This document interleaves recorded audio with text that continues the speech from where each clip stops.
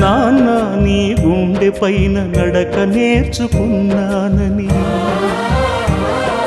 నీ చూపుడు వేలితో లోకాన్నే చూశానని,